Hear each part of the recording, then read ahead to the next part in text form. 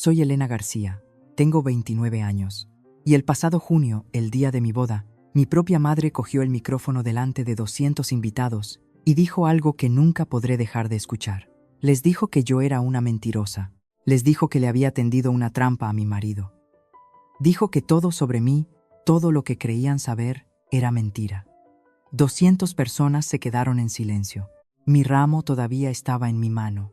Mi rímel ni siquiera se había corrido todavía, pero por dentro me estaba desmoronando. Lo que mi madre no sabía era que mi marido había pasado 6 meses investigándola en silencio, y lo que encontró: documentos falsificados, ahorros robados, confesiones grabadas, destrozaría una década de mentiras en menos de 5 minutos. 6 personas salieron de ese banquete llorando, no por mi madre, sino por ellos mismos, porque se dieron cuenta de que también habían sido sus víctimas. Antes de contártelo todo, por favor tómate un momento para darle a me gusta y suscribirte, pero solo si esta historia realmente te llega, y me encantaría saber desde dónde me estáis viendo ahora mismo y qué hora es allí. Dejadlo en los comentarios. Ahora, dejadme llevaros 3 años atrás, a la noche en que me di cuenta por primera vez de que algo en mi familia iba muy mal. Crecí creyendo que era un desastre con el dinero. No porque alguien me enseñara una hoja de cálculo o me señalara un extracto bancario, simplemente porque mi madre lo decía, una y otra vez. Desde que tuve edad suficiente para sostener un billete, Julia Hoss controlaba cada céntimo que entraba en nuestra casa. La paga semanal, ella la guardaba. El dinero de los cumpleaños de los familiares. Te lo guardaré en un sitio seguro, cariño. Las nóminas del trabajo de verano a los 16 años. Dámelos. Solo los malgastarás. Y yo la creí de la misma manera que crees que el cielo es azul. Sin preguntas, sin pruebas, sin siquiera pensar en preguntar por qué. Cuando tenía 17 años, mi abuelo, Manuel Moreno, falleció. Era un carpintero jubilado, un hombre tranquilo, olía a madera de cedro y café solo. Solía llamarme Elenita y me deslizaba billetes de 10 euros cuando mamá no miraba. Después de su funeral, le pregunté a mi madre si el abuelo había dejado algo para mí o para mi hermana Sofía. No dudó, ni siquiera parpadeó. Apenas dejó lo suficiente para cubrir los costes del funeral. Elena, ya sabes que no era un hombre rico. Nunca vi un testamento. Nunca volví a preguntar. A los 22 años, me mudé. Alquilé un estudio del tamaño de una plaza de aparcamiento en las afueras de Madrid y empecé a trabajar como diseñadora gráfica autónoma. Trabajaba jornadas de 12 horas. Anotaba cada céntimo en una libreta, literalmente una libreta de papel, porque tenía mucho miedo de mis propios gastos. Y aún así, cada mes, mi cuenta bancaria no tenía sentido. El dinero aparecía y luego se esfumaba. Ingresos que no reconocía, retiradas que no podía explicar. Llamaba al banco, me pasaban con 3 operadores distintos y luego me rendía. Me decía a mí misma lo que mi madre siempre me había dicho. Simplemente no eres buena con el dinero, Elena. Tenía 29 años antes de saber la verdad. No es que fuera mala con el dinero. Alguien me lo estaba quitando. Así es como operaba mi madre. Si hacía una pregunta, cualquier pregunta sobre dinero, sobre decisiones, sobre por qué las cosas parecían injustas, ella no respondía. Lloraba cada vez. Después de todo lo que sacrifiqué como madre soltera, ¿me estás acusando? Esa frase podía terminar cualquier conversación. Era su llave maestra. Un giro y cada puerta se cerraba de golpe. Mis padres se divorciaron cuando yo tenía 8 años. Papá se mudó a Galicia. Las llamadas se hicieron más cortas y luego pararon. Julia se convirtió en el centro de gravedad de nuestra casa y le gustaba que fuera así. Les decía a los parientes que yo era difícil. Les decía a sus amigas de la iglesia que yo era una desagradecida. Le dijo a nuestra vecina, la señora Pardo, que una vez le robé 40 euros del bolso. Tenía 11 años. No robé nada. Pero la señora Pardo todavía me mira de reojo a día de hoy. Mientras tanto, mi hermana pequeña, Sofía, tuvo una versión diferente de la maternidad. Mamá le pagó la matrícula de la universidad. Le compró un Seat Ibiza de segunda mano para su 20 cumpleaños. La llevó de compras para ropa de entrevistas cuando empezó a solicitar másteres. Cuando pregunté por qué yo no recibía la misma ayuda, Julia tenía su respuesta lista. Sofía es responsable, tú no. Me lo tragué año tras año. Me lo tragué como una medicina que pensaba que merecía. Entonces, Unos 3 meses antes de conocer a Marcos, Sofía me envió un mensaje de texto tarde por la noche, de la nada. Oye, ¿mamá te mencionó alguna vez el fideicomiso del abuelo? Algo no cuadra con mi cuenta de la matrícula. Miré ese mensaje durante mucho tiempo. Mi pulgar se quedó sobre el teclado. Cerré la aplicación, dejé el móvil y me fui a la cama. No estaba lista. Todavía no. Pero 3 meses después, conocí a alguien que me hizo darme cuenta de que había estado lista todo el tiempo. Solo necesitaba a alguien que me creyera primero. Conocí a Marcos Ruiz un martes.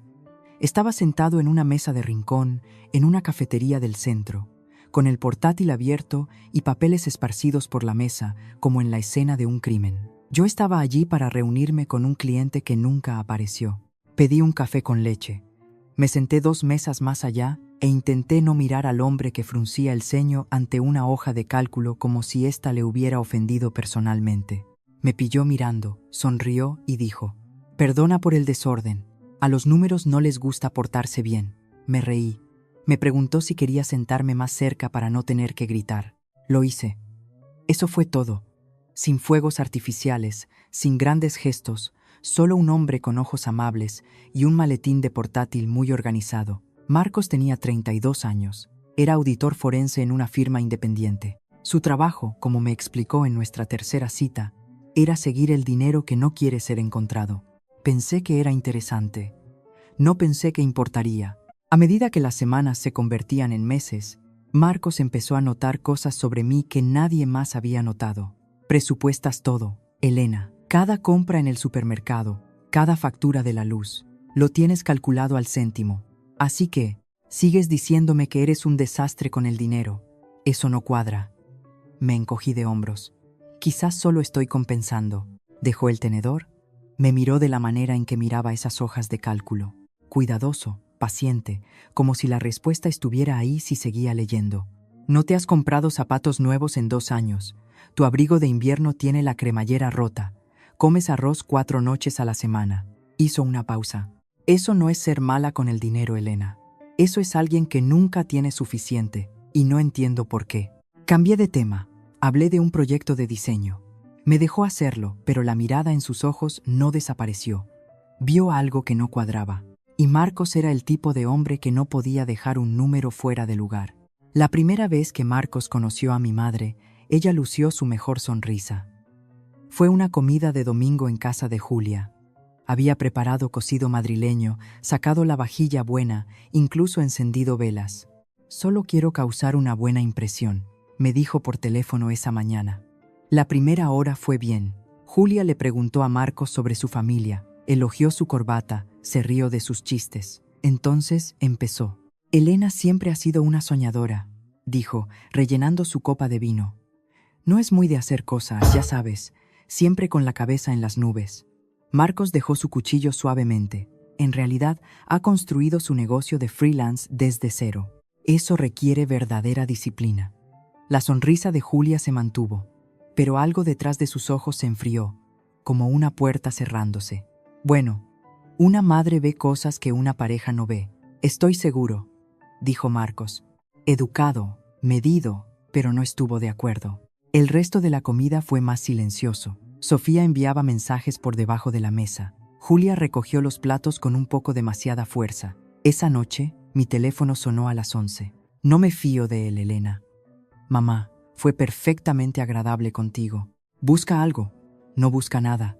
Los hombres así, suaves, con estudios, siempre quieren algo». Cerré los ojos. «Mamá, por favor, le quiero». Silencio. Uno largo. Luego muy suavemente. «Ya verás». Colgó. En el coche a la mañana siguiente, Marcos dijo algo que se me quedó grabado. «Tu madre me preguntó qué hago 3 veces anoche. Solo tiene curiosidad, quizás, pero cada vez que dije auditoría forense, cambió de tema como si las palabras la incomodaran. Le dije que le estaba dando demasiadas vueltas. Él asintió. No presionó. Mirando atrás, esa comida fue la noche en que todo cambió. No para mí, para mi madre.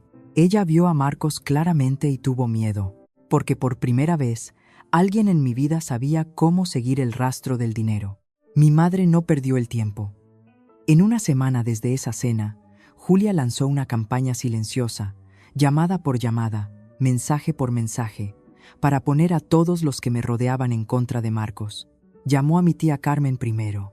Lo sé porque Carmen lo mencionó en una barbacoa familiar, tratando de sonar casual. Tu madre dice que Marcos es bastante controlador, ¿eh? No es controlador, tía Carmen. Ella dijo, vigila tus gastos, es contable. Vigila los gastos de todo el mundo. Es literalmente su trabajo. Carmen se encogió de hombros, pero la semilla estaba plantada. Luego Julia fue a por Sofía. Tu hermana se está alejando de esta familia, le dijo durante el almuerzo. Ese hombre la está aislando. Sofía me lo contó más tarde. No estaba segura de qué creer, y luego llegaron los mensajes directamente a mí. Suaves, casi dulces. Esa siempre fue la versión más peligrosa de mi madre. ¿Estás segura de que Marcos no está contigo solo por estabilidad, cariño? Solo me preocupo. Nunca se te ha dado bien leer a la gente. Una madre sabe, Elena. Puedo ver cosas que tú no puedes. Finalmente la llamé. ¿Por qué haces esto, mamá? Te estoy protegiendo. Eso es lo que hacen las madres. No parece protección. Un segundo de silencio. Eso es porque nunca has sabido lo que es bueno para ti. Me senté en el suelo de mi cocina después de esa llamada. Abracé mis rodillas. Respiré. Parte de mí quería gritar. Parte de mí quería disculparse. Y esa parte era la que más me asustaba, porque significaba que su voz todavía era más fuerte que la mía dentro de mi propia cabeza.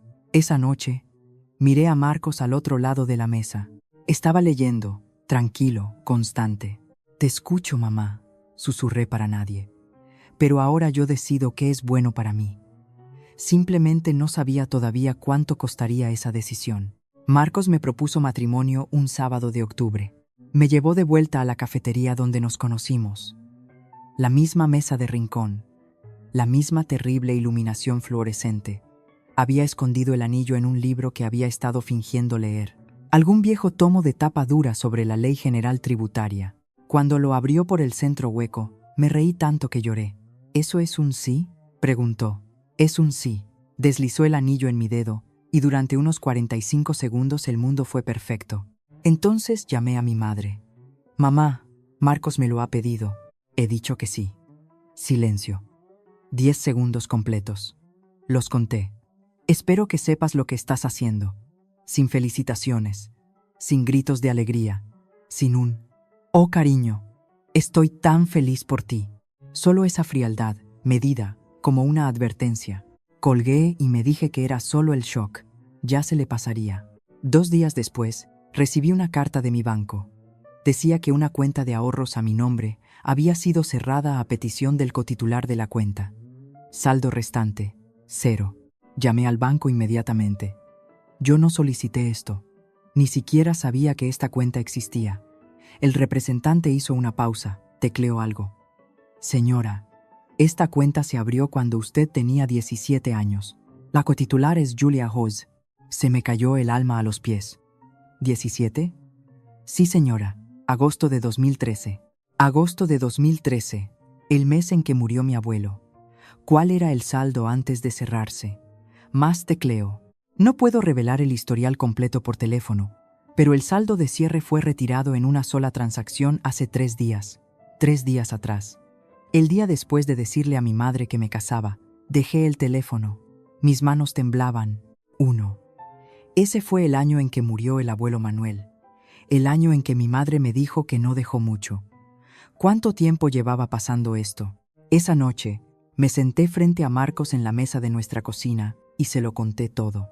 La carta del banco, la cuenta conjunta que yo desconocía, los tiempos. 3 días después del compromiso, agosto de 2013, Marcos no gritó, no golpeó la mesa, ni siquiera pareció sorprendido. Exactamente. Parecía un hombre que había estado esperando que cayera una pieza del rompecabezas y acababa de hacerlo. ¿Puedo ver tus extractos bancarios?, dijo. ¿Todos?, dudé. No porque no confiara en él, sino porque una parte de mí, la parte que mi madre construyó, todavía susurraba que yo había hecho algo mal, que esto era culpa mía de alguna manera. Todos, repitió suavemente, como si hablara con alguien al borde de un precipicio. Saqué mi portátil. Le di todo. Cada clave de acceso, cada extracto, cada pieza de mi vida financiera. Marcos trabajó hasta las 3 de la mañana. Me quedé dormida en el sofá. Cuando desperté, él seguía en la mesa, pero su cara era diferente, más dura. Elena, ¿qué? Hay al menos 4 cuentas vinculadas a tu DNI que tú no abriste. 4. Y todas han sido vaciadas sistemáticamente en los últimos 12 años. 12 años. Desde que tenía 17, desde que murió el abuelo Manuel, sentí náuseas. No por el dinero, sino por las matemáticas. 12 años de mentiras. 12 años de eres un desastre con el dinero, Elena. 12 años comiendo arroz, 4 noches a la semana, mientras mi madre vaciaba cuentas que yo ni siquiera sabía que existían. ¿Qué quieres hacer?, preguntó Marcos. Miré a la mesa, a los números en su pantalla, al hombre que se había quedado despierto toda la noche para encontrar la verdad porque yo le importaba lo suficiente. Encuéntralo todo, dije. Esa noche, Marcos comenzó a construir un caso. Aún no sabía que lo que encontraría sería peor de lo que cualquiera de los dos imaginaba. Marcos empezó con el abuelo Manuel. Si se abrieron cuentas a tu nombre cuando tenías 17 años, me dijo, probablemente haya un evento desencadenante, una herencia, un fideicomiso, algo que creó el dinero en primer lugar. Buscó primero en el registro de actos de última voluntad. Luego localizó al abogado del abuelo, un hombre jubilado llamado don Felipe, que vivía en una casa pequeña a las afueras, todavía lúcido a sus 74 años. Don Felipe recordaba a Manuel claramente. Buen hombre. Vino a verme en 2012, un año antes de fallecer. Quería establecer un fondo para sus 2 nietas. Se aseguró de que fuera blindado. Todavía tenía los documentos originales. Marcos se sentó en la mesa de la cocina de don Felipe y leyó el testamento. Luego lo leyó de nuevo. Manuel Moreno había dejado un fondo de 185.000 euros dividido a partes iguales entre sus 2 nietas, Elena y Sofía García.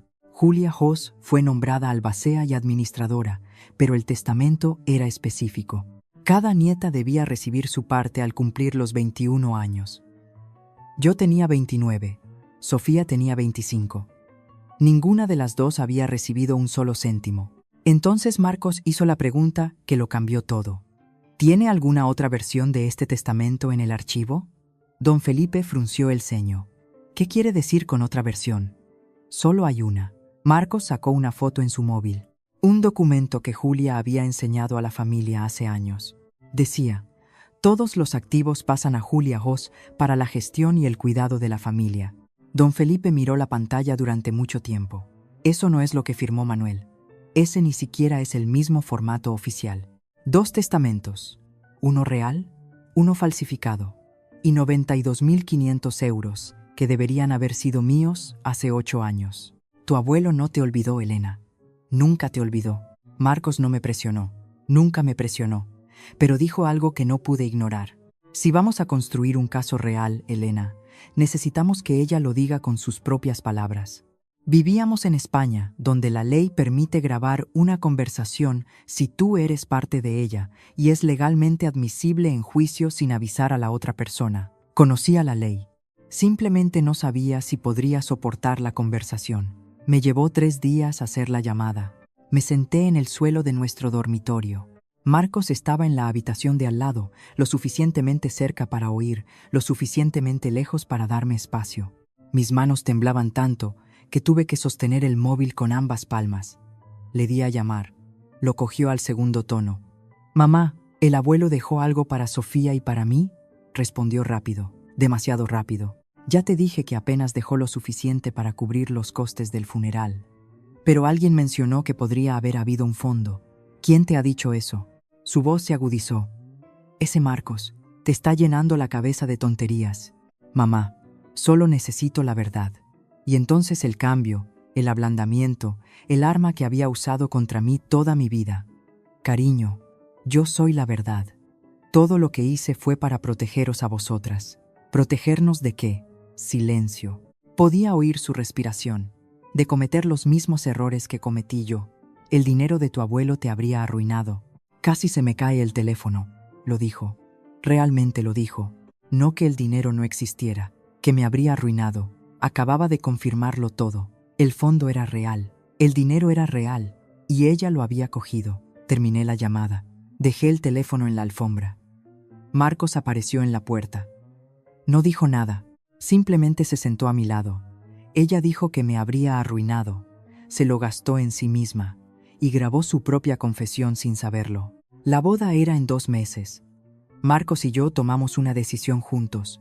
No actuaríamos todavía, no hasta que el caso fuera sólido como una roca. Envió copias de todo el testamento original, la versión falsificada, los registros bancarios, la grabación a una abogada y a una copia de seguridad segura en la nube. Las pruebas vivían en su teléfono, en 2 discos duros y en una carpeta bajo llave en la oficina de la abogada. Si algo sale mal, dijo Marcos, estamos cubiertos desde todos los ángulos. Asentí. Traté de concentrarme en la boda, la finca, las flores, la lista de invitados, 200 personas, familia, amigos, compañeros de trabajo y Julia. Ahí fue cuando sucedió algo extraño. Mi madre, que había pasado semanas tratando de torpedear mi relación, de repente se volvió servicial. Me llamaba con recomendaciones de catering, se ofreció a encargarse de la organización de las mesas, preguntó sobre los centros de mesa. Era cálida, comprometida, casi emocionada. Solo quiero que tu día sea perfecto, cariño, dijo. Debería haber sospechado, pero hay una parte de cada hija, no importa cuánto haya sido herida, que quiere creer que su madre es capaz de amar sin condiciones. La dejé entrar. Pidió una cosa, un momento para hablar en el banquete. Un brindis de madre a su hija, lo llamó. Dije, sí. Sofía me llamó esa misma semana. Su voz era baja. Mamá ha estado al teléfono constantemente. Ha estado hablando con el tío Gregorio. Suena enfadada. ¿Sobre qué? No lo sé, pero no me da buena espina. Le pregunté a Marcos esa noche. ¿Deberíamos preocuparnos? Me miró desde el otro lado de la encimera de la cocina, tranquilo como siempre. Pero había algo detrás de sus ojos que no había visto antes. Preparación. Deberíamos estar preparados. Le di a mi madre el micrófono. Le di al lobo las llaves del gallinero. Y no tenía ni idea de lo que planeaba hacer con ellas. Así que en este punto, tenía pruebas de que mi madre falsificó el testamento de mi abuelo, vació mis cuentas y me mintió durante más de una década. Y ahora quería dar un brindis en mi boda. Si fuerais yo, ¿la habríais dejado hablar? Poned un 1 en los comentarios si diríais que sí, o un 2 si la hubierais cortado ahí mismo. Realmente quiero saber qué haríais. Ahora, dejadme contaros lo que pasó después. El día fue perfecto. Esa es la parte que lo hace peor. 14 de junio. Una finca con jardines a 20 minutos de la ciudad. Una carpa blanca. Luces de verbena colgadas entre viejos robles, mesas redondas con manteles de lino, hortensias azul pálido en jarrones de cristal, el tipo de lugar que había guardado en un tablero de visión hace 5 años y nunca pensé que pisaría de verdad. 200 invitados llenaron las sillas para la ceremonia. Los padres de Marcos, su hermano mayor, amigos de la universidad, compañeros de trabajo, vecinos, y por mi parte, la tía Carmen, el tío Gregorio, primos, algunos amigos del instituto, Raimundo y Sofía sentada en primera fila con un vestido verde salvia, llorando ya antes de que empezara la música. Caminé hacia el altar sola. Nadie para entregarme. Decidí eso hace meses. Si caminaba hacia una nueva vida, lo haría sobre mis propios pies. Marcos estaba esperando al final, de pie bajo un arco de rosas blancas. Sus ojos estaban rojos antes de que llegara a él. Dijimos nuestros votos, simples, cortos, reales. Él sostuvo mis manos todo el tiempo. Te elijo a ti, dijo. Hoy, mañana, cuando sea fácil, cuando no lo sea, intercambiamos anillos. Nos besamos. Todos se pusieron de pie y aplaudieron. Y pensé, tal vez me equivoqué. Tal vez hoy solo sería una boda. Una boda hermosa, ordinaria y perfecta. El banquete comenzó. Se sirvió la cena. La gente reía, brindaba con las copas, bailaba. La luz dorada del atardecer se colaba entre los árboles. Y en la mesa familiar, mi madre estaba sentada con un vestido rojo carmesí oscuro, más rico, más atrevido, más ruidoso que cualquier otra cosa en la sala. Estaba guapísima. Siempre lo estaba. Su pelo estaba hecho. Su pintalabios estaba fresco. Sonreía a todos los que pasaban. Pero sus ojos, si sabías dónde mirar, eran hielo puro. Durante 3 horas, me permití creer que esto era solo una boda hermosa y normal. El maestro de ceremonias golpeó su copa justo después de las 8. Damas y caballeros, tenemos un brindis muy especial esta noche. Por favor, den la bienvenida a la madre de la novia, Julia Hoss. Aplausos, cálidos, educados, algunos de los invitados mayores. Se suponía que esta era la parte tierna de la noche, la parte donde la madre cuenta una historia sobre su niña y todos buscan sus servilletas. Julia se levantó, se alisó el vestido carmesí, cogió el micrófono con una sonrisa ensayada, subió al pequeño podio cerca de la pista de baile. La pantalla del proyector detrás de ella, la que habíamos preparado para un pase de fotos más tarde, estaba oscura. Las luces de verbena brillaban sobre su cabeza. «Gracias a todos por estar aquí esta noche», dijo. Su voz era firme, cálida, segura. Miró a la multitud, luego a mí. «Quiero hablar de mi hija». Sonreí. Apreté la mano de Marcos debajo de la mesa. Elena era la niña más dulce, siempre dibujando, siempre soñando. Algunos invitados asintieron. Alguien dijo, «Oh, tenía esta forma de mirar al mundo como si le debiera algo hermoso». La gente se rió suavemente. Sentí que mis hombros se relajaban. Tal vez me había equivocado. Tal vez esto era solo un brindis. Entonces su voz cambió solo ligeramente, medio tono más bajo, más lento. «Pero hay cosas sobre mi hija que ninguno de vosotros sabe». Las risas pararon. Me senté más recta. A mi lado, la mano de Marcos se tensó alrededor de la mía. Julia me miró directamente ahora. No a la multitud, a mí. Cosas que he intentado decirle, cosas que le he suplicado que afronte. Mi pecho se bloqueó. No podía respirar. Sofía, en la mesa familiar, alcanzó lentamente su teléfono. Lo colocó boca abajo sobre su regazo, pulsó grabar, y entonces mi madre dijo las palabras que partieron mi boda por la mitad. «Quiero que todos aquí sepan», dijo mi madre, su voz resonando clara a través de 200 caras silenciosas, que mi hija le tendió una trampa a este hombre. La palabra trampa golpeó la sala como una bofetada. Nadie se movió. Ella ha estado mintiendo sobre quién es. Una cuchara tintineó contra un plato en algún lugar detrás de mí. Alguien inhaló bruscamente. No pude decir quién. Toda la sala se había convertido en un solo muro sofocante de ojos. Elena ha estado ocultando deudas, ocultando su pasado, ocultando quién es realmente a Marcos y a todos vosotros. Mis dedos se quedaron entumecidos alrededor de mi servilleta. Podía sentir las luces sobre mí, el aire suave de junio, el olor de las hortensias, y nada de eso parecía real ya. Traté de detener esta boda. Julia se llevó la mano al pecho, el gesto que había perfeccionado durante décadas. Le supliqué que fuera sincera. Se negó. Un murmullo recorrió las mesas. La madre de Marcos se puso la mano sobre la boca. Su padre se inclinó hacia adelante, con la mandíbula tensa, así que... «Lo hago por ella». Julia miró a la multitud ahora. No a mí, a ellos. Porque eso es lo que hace una madre. Dejó el micrófono en el podio, bajó, caminó de vuelta a su silla, con la postura de alguien que acababa de pronunciar un elogio fúnebre. Tan justa, intocable. Se sentó, se alisó el vestido, tomó un sorbo de agua. 200 personas me miraban. La novia de blanco, sentada junto a un novio que se suponía que era la víctima de mi trampa. No podía hablar, no podía ponerme de pie, ni siquiera podía llorar. Debajo de la mesa, el teléfono de Sofía seguía grabando. Y a mi lado, Marcos no me había soltado la mano. Ni una sola vez. Se inclinó cerca, tan cerca que solo yo podía oírle. «¿Confías en mí?». Le miré. Mi marido, mi compañero. El hombre que había pasado 6 meses preparándose para un momento que rezaba que nunca llegara. Asentí. Marcos apretó mi mano una última vez. Luego la soltó. Se levantó lentamente, se ajustó la chaqueta, abrochó el único botón con la misma precisión tranquila que usaba para todo. Hojas de cálculo, listas de la compra, promesas. La sala lo observaba, 200 personas que no sabían qué creer. Caminó hacia el podio, sin prisa, sin temblar. Sus zapatos resonaron contra la pista de baile de madera en el silencio. Julia levantó la vista de su vaso de agua.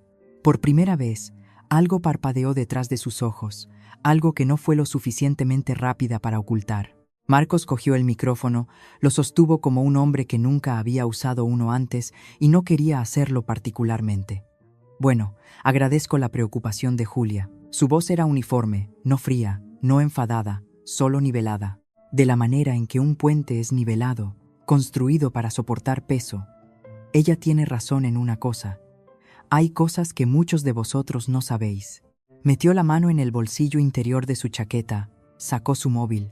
Pero la persona que ha estado mintiendo no es Elena. Miró a mi madre.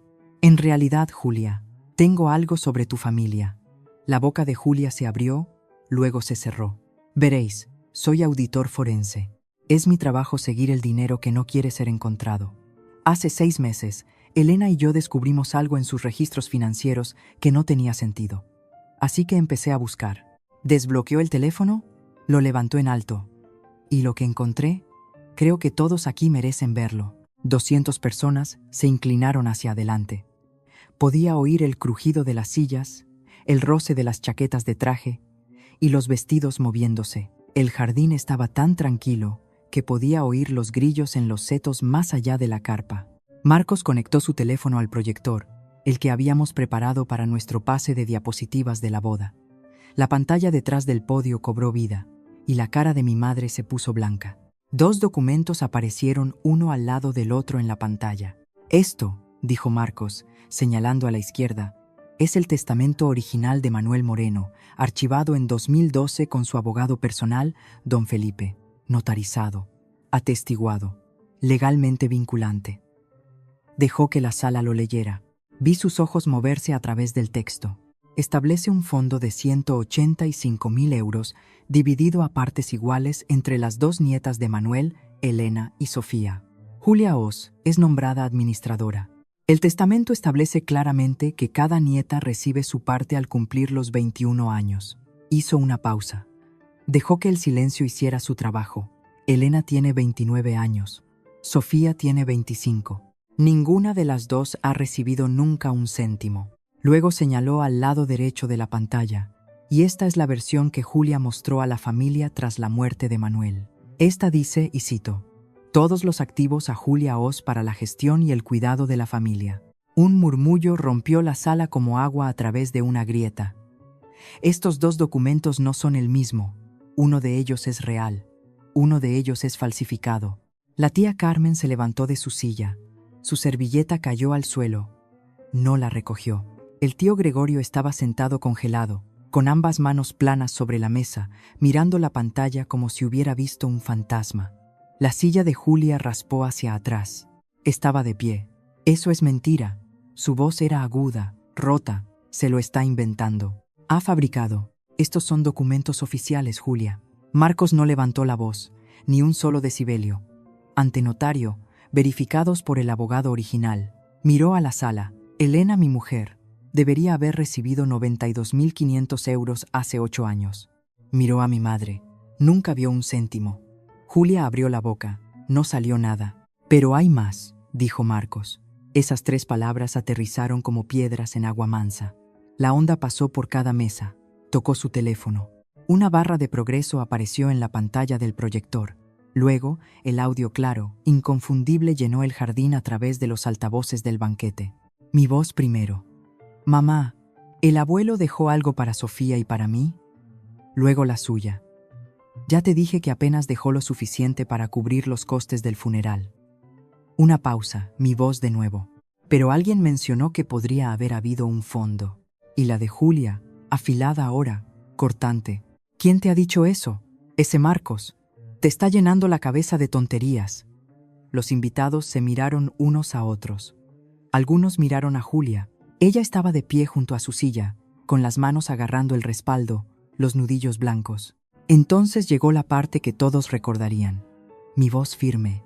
Mamá, solo necesito la verdad. Y la suya, suave, dulce, la voz de una madre que sabe exactamente lo que está haciendo. Cariño, yo soy la verdad. Todo lo que hice fue para protegeros a vosotras. ¿Protegernos de qué? Silencio en la grabación. Luego, de cometer los mismos errores que cometí yo. El dinero de tu abuelo te habría arruinado. El audio se detuvo. El jardín estaba tan tranquilo que podía oír el hielo de alguien moviéndose en su copa 3 mesas más allá. Julia acababa de confirmar con su propia voz, con sus propias palabras, que el dinero existía y que ella lo había cogido. Eso está sacado de contexto, gritó Julia. Marcos no se inmutó. Hay 7 minutos de contexto en esta grabación, Julia. ¿Quieres que la ponga entera? Ella no respondió. En la mesa familiar, Sofía se puso de pie, con el teléfono todavía grabando, lágrimas rodando por su cara. «Mamá», dijo. Su voz se rompió en la palabra. «¿Es real mi cuenta de la matrícula o me robaste a mí también?» Julia se giró hacia su hija menor. «No te atrevas a volverte contra mí». Sofía no retrocedió. «No me estoy volviendo contra ti. Te estoy haciendo una pregunta». Empezó con la tía Carmen. Había estado de pie desde que Marcos mostró los testamentos. Ahora salió de detrás de su mesa, con las manos temblando, y habló lo suficientemente alto para que todo el jardín la oyera. «Julia, me dijiste que me devolverías los 30.000 euros. Dijiste que estabas pasando apuros. Dijiste que era para las niñas». La cabeza de Julia se giró hacia ella. «Carmen, siéntate. Pedí una segunda hipoteca por ti». La voz de Carmen se quebró. «Casi pierdo mi casa». Luego el tío Gregorio. Él no se levantó. Simplemente habló desde su silla, con la voz baja y ronca, como si las palabras hubieran estado alojadas en su garganta durante una década. Ella me apartó del fideicomiso. Dijo que papá lo quería así, que no confiaba en mí para manejar el dinero. Sacudió la cabeza lentamente. La creí durante 11 años. El primo Roberto, 2 mesas atrás, me pidió prestado el coche en 2019. Dijo que lo necesitaba 2 semanas. Me dijo que quedó siniestro total en un aparcamiento. Nunca presenté una reclamación al seguro porque lloraba tan fuerte. Uno a uno, como fichas de dominó, cada confesión sacó otra de la sala. Cada una pequeña herida separada que Julia había infligido y cubierto con la misma sonrisa cálida y el mismo acto de madre herida. 6 personas abandonaron el banquete. La tía Carmen salió llorando, con el brazo de su marido alrededor de sus hombros. El tío Gregorio la siguió, con una mano presionada sobre su cara. El primo Roberto, la mujer de Gregorio, Linda, se fue sin decir una palabra, y Sofía, mi hermana, pasó por delante de nuestra madre sin mirarla, con el teléfono apretado contra su pecho, todavía llorando. No se fueron porque odiaran a Julia, se fueron porque se reconocieron a sí mismos en esa pantalla. Ellos también eran víctimas, o estaban avergonzados de haberla creído durante tanto tiempo. Mi madre se quedó sola, vestido carmesí, luz de velas, 200 testigos, y por primera vez en mi vida la vi sin su máscara. Si alguna vez has descubierto que alguien en quien confiabas, alguien de tu propia familia, te había estado mintiendo durante años, quiero que sepas algo. No estás solo. Y esta historia no ha terminado todavía. Si estás sintiendo algo ahora mismo, dímelo en los comentarios. ¿Qué le dirías a Julia? Y si no lo has hecho ya, por favor dale al botón de suscribirse. El punto de inflexión está llegando. Dejadme contaros lo que pasó después de la boda. No recuerdo haber decidido ponerme de pie. Mi cuerpo simplemente lo hizo. La silla se deslizó hacia atrás. Mi vestido crujió contra el mantel. La mano de Marcos rozó mi brazo, no para detenerme, solo para hacerme saber que estaba allí. Caminé hacia mi madre lentamente, pasando por las mesas de invitados que no sabían si mirar o apartar la vista, pasando la pantalla del proyector que aún brillaba con 2 testamentos, uno real, uno falso, pasando los altavoces que aún contenían el eco de su propia voz. Me detuve a 1 metro de ella. «Mamá». Ella me miró. Sus ojos estaban salvajes. No de culpa, no de arrepentimiento, sino con la mirada frenética y acorralada de alguien que se ha quedado sin movimientos. «Elena, no lo entiendes». «Lo entiendo». Mi voz era firme, no sé cómo. «Por primera vez realmente lo entiendo. Dijiste que yo era mala con el dinero. No lo era. Tú me lo estabas quitando». Abrió la boca. «Dijiste que el abuelo no nos dejó nada. Lo hizo y lo robaste. Estaba tratando de... Dijiste que Marcos buscaba algo. Lo hacía. Buscaba la verdad». La barbilla de Julia tembló. «Todo lo que hice fue por esta familia». «No, mamá. Todo lo que hiciste fue por control». Tomé aire, el más profundo que había tomado en toda la noche. «No voy a gritarte. No voy a montar una escena. Voy a hacer algo que nunca esperaste». Ella me miró fijamente. «Voy a darme la vuelta y voy a dejar que la verdad hable por sí misma». Me giré, volví a mi mesa, me senté junto a mi marido. Cogí mi vaso de agua y tomé un sorbo. Mis manos no temblaban. Me criaste para estar callada, dije, sin girarme, lo suficientemente alto para que la sala oyera. No me criaste para ser tonta. Nadie aplaudió. Nadie necesitaba hacerlo. El silencio lo decía todo. La semana después de la boda, Marcos y yo nos sentamos en un despacho de abogados en la cuarta planta de un edificio en el centro. La abogada se llamaba Patricia Soria, pelo plateado, gafas de lectura con una cadena alrededor del cuello, 22 años, especializándose en fraude patrimonial y explotación financiera. No hacía charla trivial. Abrió la carpeta que Marcos había preparado, se puso las gafas y empezó a leer. Nos sentamos en silencio durante 11 minutos. Conté los tic-tacs del reloj de pared. Luego cerró la carpeta.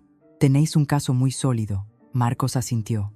Sabemos que el testamento falsificado por sí solo podría ser motivo de denuncia penal. Combinado con los registros bancarios, las cuentas no autorizadas y la admisión grabada, esto es un caso de libro de explotación financiera. Me miró a mí.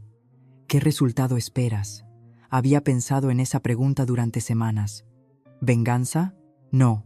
¿Cárcel? No. Solo quería lo que era mío, y quería que parara. Quiero que se devuelva el dinero, el mío y el de mi hermana, y quiero que sea destituida de cualquier autoridad legal sobre nuestras finanzas permanentemente. Patricia asintió. Presentaremos una demanda civil para la recuperación de los fondos del fideicomiso malversados. También recomendaría presentar un informe a servicios sociales respecto a la explotación financiera. Me estremecí ante la palabra explotación. Parecía demasiado grande, demasiado clínica. Pero Marcos puso su mano en mi rodilla debajo del escritorio y entendí. Era la palabra correcta. Siempre había sido la palabra correcta. No vamos a presentar cargos penales ahora mismo, dijo Marcos. Le estamos dando la oportunidad de arreglar esto a través del proceso civil. Patricia levantó una ceja. Eso es generoso. Miré la carpeta, a 12 años de mentiras prensados entre cubiertas de color manila. Esto no es venganza, dije. Esto es rendición de cuentas. Patricia casi sonrió. Casi. Entonces empecemos. Julia contraatacó. Por supuesto que lo hizo.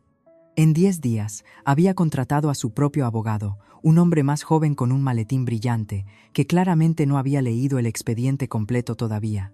A través de él, Julia emitió un comunicado llamando a Elena y Sofía, hijas desagradecidas, intentando cometer abuso contra una devota madre soltera. Duró unas 72 horas.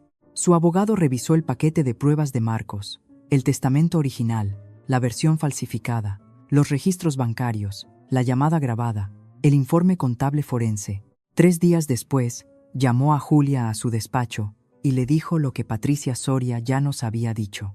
Señora Oz, le recomiendo encarecidamente que llegue a un acuerdo. Julia se negó. Le despidió. Trató de encontrar otro abogado. 2 rechazaron el caso después de revisarlo. Entonces empezaron las llamadas telefónicas. Llamó a la tía Carmen. Carmen no lo cogió. Llamó al tío Gregorio. Él contestó una vez. Necesitas ayuda, Julia.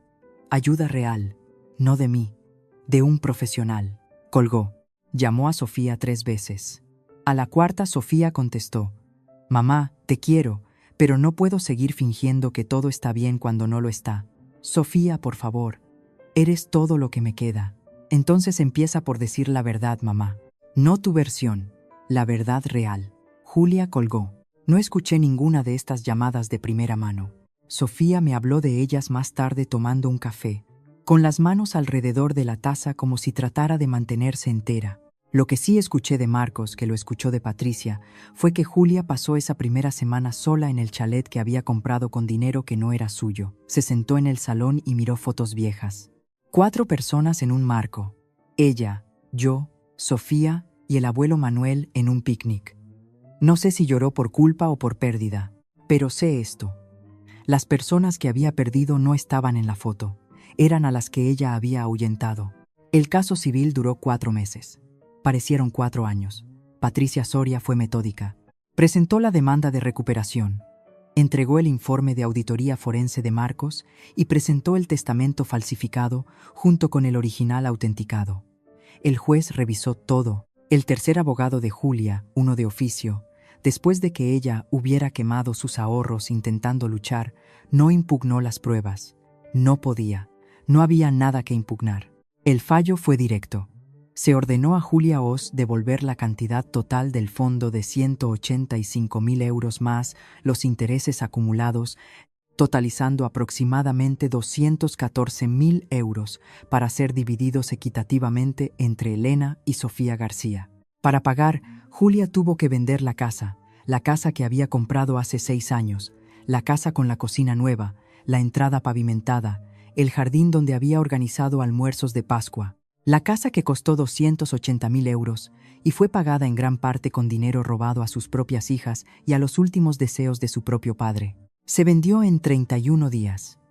Después del pago del fondo y los honorarios legales, Julia se mudó a un apartamento de una habitación en un barrio modesto al este de la ciudad, sin jardín, sin entrada de coches, sin almuerzos de Pascua. La tía Carmen presentó una demanda civil separada por los 30.000 euros que Julia había pedido prestados y nunca devuelto. Ganó.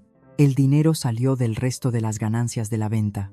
El tío Gregorio solicitó una auditoría formal de las transacciones históricas del fideicomiso.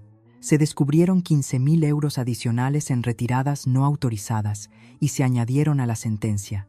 Julia fue destituida permanentemente de cualquier papel fiduciario que involucrara activos familiares. Y la iglesia, donde Julia había servido en la junta directiva durante 9 años, le pidió discretamente que se apartara por una temporada. Nadie usó la palabra expulsada. No tuvieron que hacerlo. Los números no mentían, y esta vez tampoco lo hizo el tribunal. Sofía nunca publicó el video en internet. Me dijo que lo pensó una vez tarde por la noche, cuando estaba lo suficientemente enfadada como para querer que el mundo entero lo viera. Pero no lo hizo. En su lugar, lo envió en privado. Al tío Gregorio, a la tía Carmen, al primo Roberto, a un puñado de familiares que habían pasado años escuchando la versión de Julia de todo y nunca la cuestionaron. El vídeo se abrió camino a través de la familia como un terremoto silencioso. Nadie lo compartió públicamente, pero todos los que lo vieron salieron cambiados. Las llamadas empezaron a llegar, no a Julia, sino a mí. El primo Roberto fue el primero. Lo siento, Elena, la creí. Debería haberte preguntado. Luego el marido de la tía Carmen, Paco. No teníamos ni idea. Ninguno de nosotros la tenía. Luego una carta escrita a mano en papel crema, con letra temblorosa. Era de la tía Dorotea, la hermana del abuelo Manuel, de 78 años, que vivía sola en una casa pequeña, a 2 provincias de distancia. Escribió: «Querida Elena, acabo de enterarme de lo que mi sobrina os hizo a ti y a tu hermana. Manuel estaría tan orgulloso de ti, cariño. Siempre decía que tenías el corazón más fuerte de la familia. No dejes nunca que nadie te haga dudar de eso. Con amor, tía Dorotea».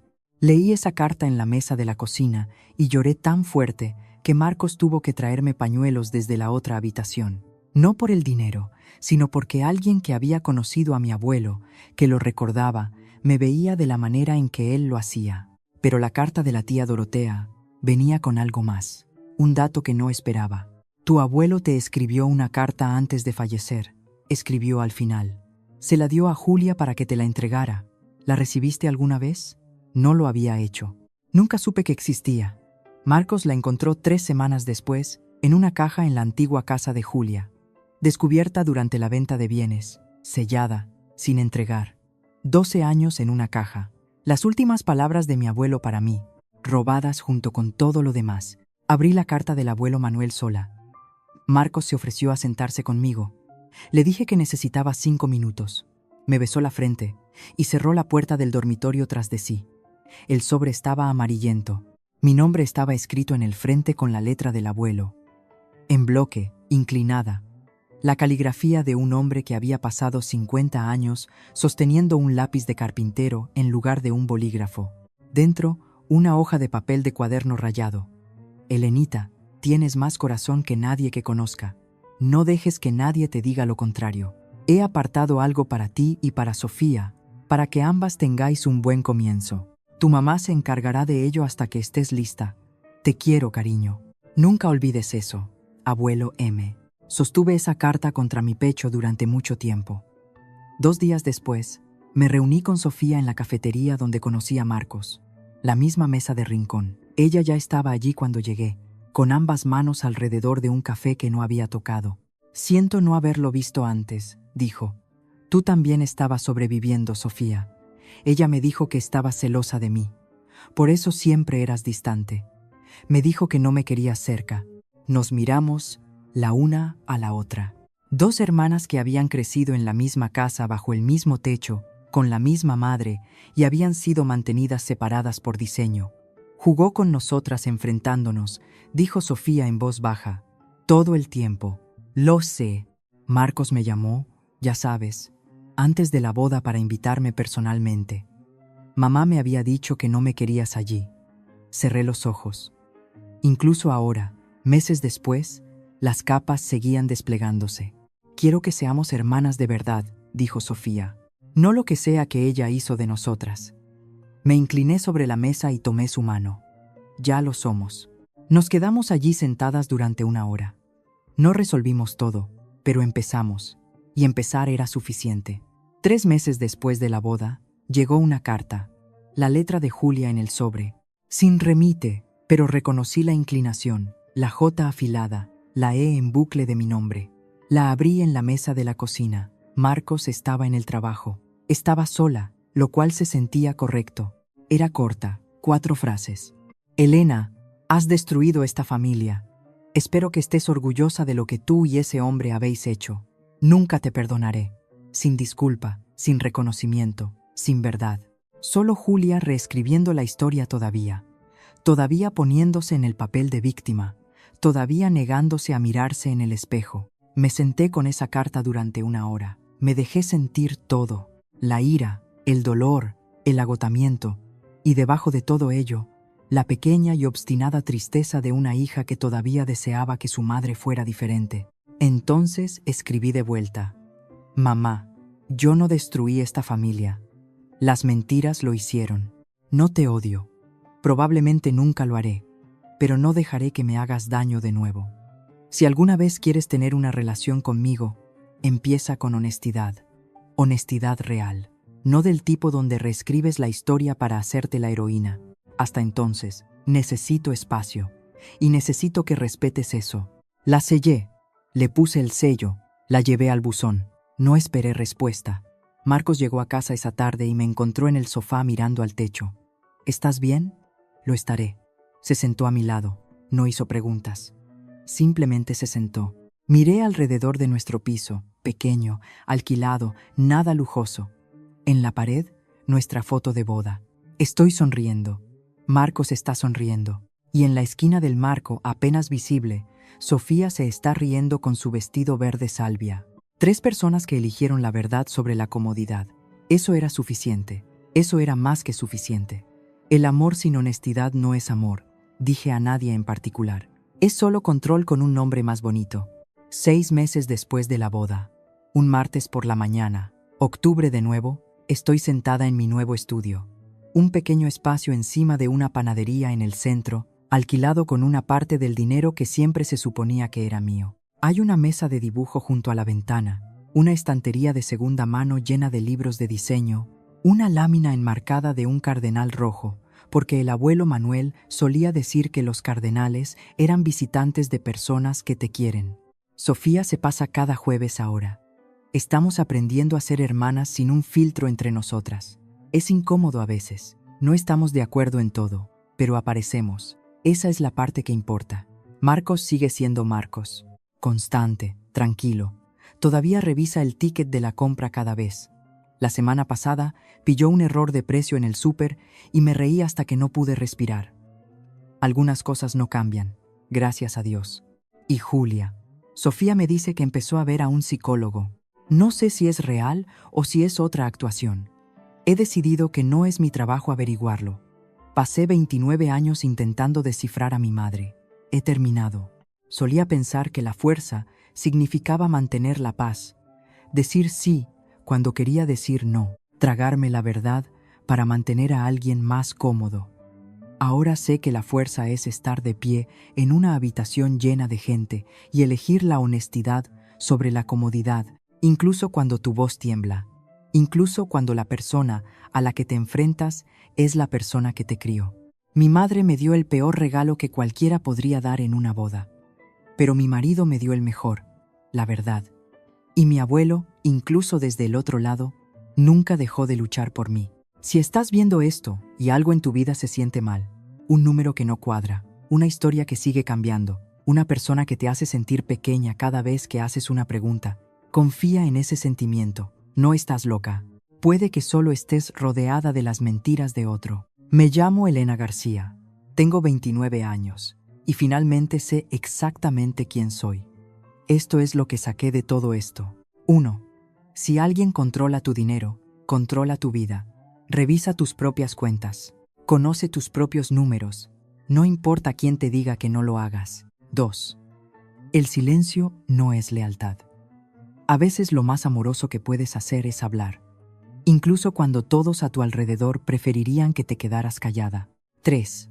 La pareja correcta no solo te querrá, luchará por la verdad justo a tu lado. Si esta historia significó algo para ti, por favor dale a me gusta y suscríbete. Marca más diferencia de la que sabes. Y si alguna vez has tenido que poner un límite con alguien de tu propia familia, cuéntamelo en los comentarios. Leo cada uno de ellos. Hay otra historia en la descripción con la que creo que conectarás mucho. Haz clic. Te veo allí.